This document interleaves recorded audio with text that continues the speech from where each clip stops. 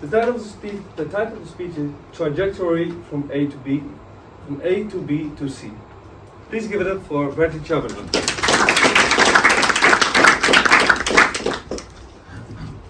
Thank you, everyone. Trajectory. It's not a word you use every day. It could be something that we use in outer space, as if we had agreed to make this trajectory, to make this topic fit in with the theme of the day. Because trajectory, in the way I first want to talk about it, is if we think of a place like this is Earth, and then that is Saturn, another planet. And we want the rocket ship to go from A to B. We want the rocket ship to go from Earth to Saturn. So what the rocket ship is doing is the rocket ship is on a certain trajectory. So another word for trajectory might be path. But trajectory is nice because it's more scientific, it's more sort of factual, it's more like numbers, more like space. The interesting thing about trajectory, especially when you think about it in such big terms like this, like from A to B, is down here on Earth, if I were to change the trajectory of the rocket ship just the slightest little bit, I would go from A directly to C. So I wouldn't go to Saturn, I'd go to Jupiter or something. This is the point, this is the analogy I'm using, the visual I'd like you to think about tonight as I talk through the trajectory of our futures, of your future.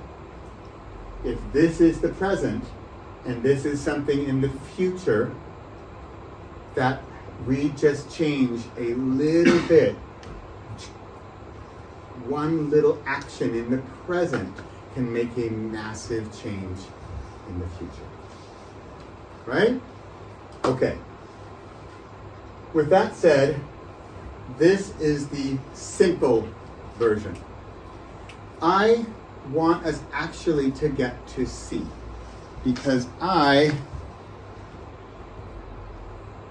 in my clever and witty use of terms, I am going to change the letter C into S-E-E. You can see. I want us to get from A to B to the point where we can see.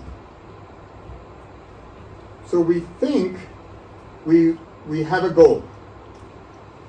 And our idea, our clear goal, the trajectory from A to B, is fairly clear. We want to write a book or lose weight or learn piano, or take your pick of whatever, get a job, find a partner, learn Spanish.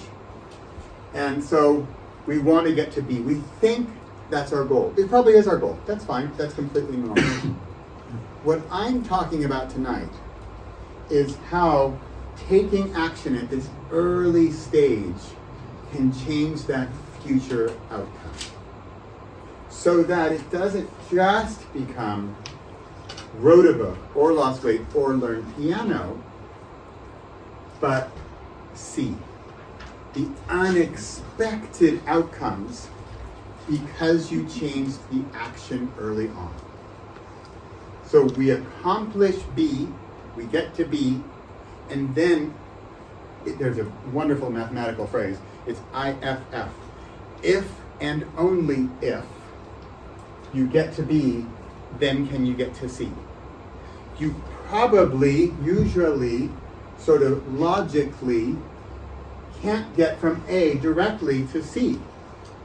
Not in the situation I want to talk about tonight. You need to go first to B, and then you get to C. So my goal this evening is how can we more quickly go from A to B so that we can get to C. And remember my little play, I want you to see.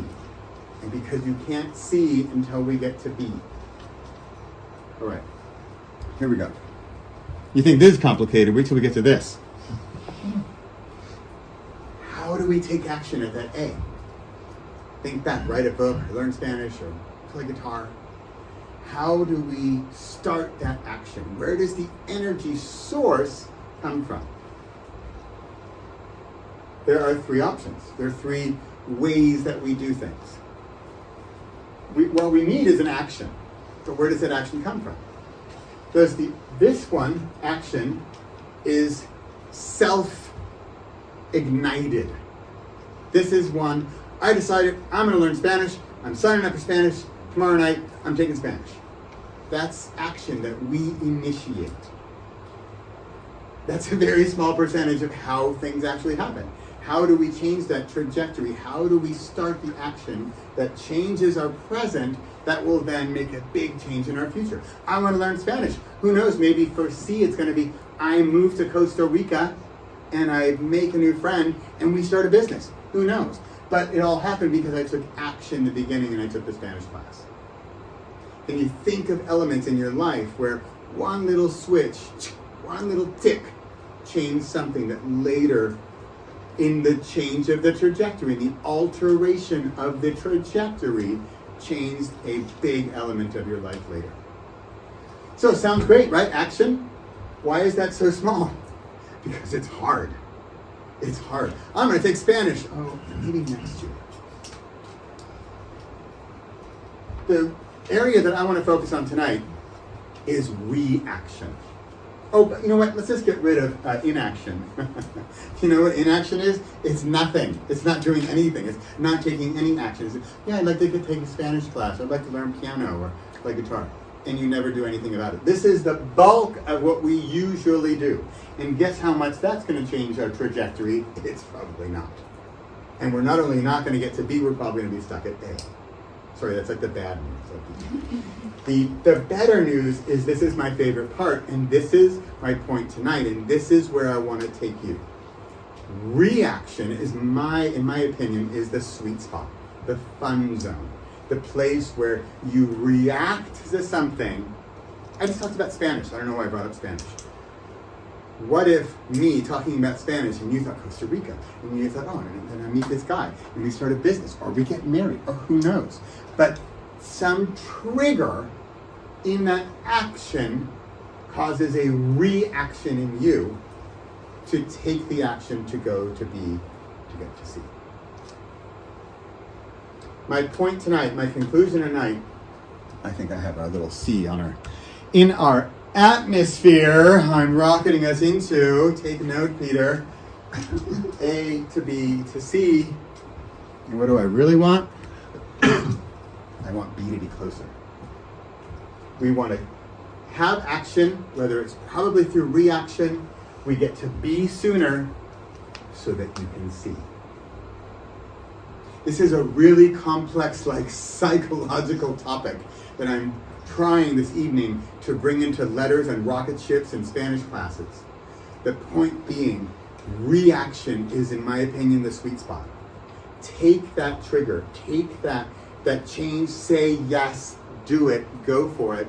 Change that one little smidgen of a trajectory alteration early on, right now, today, present moment, to drastically change your future. Action, reaction, inaction, the choice is yours. Thank you.